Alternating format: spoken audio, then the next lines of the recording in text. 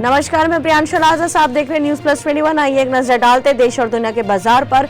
News plus 21 का exclusive bulletin बाजार हलचल में। जीडीपी के 3% के भीतर रह सकता है चालू खाते का घाटा, आरबीआई लेख ने बताया। सरसों तेल, तिलहन, सीपीओ, बिनौला में गिरावट, सोयाबीन, डिगम में सुधार। अडानी ने पूरा किया अंबुजा और एसीसी का अधिग्रहण, बड़े बेटे करण को सौंपी सीमेंट कारोबार की कमान।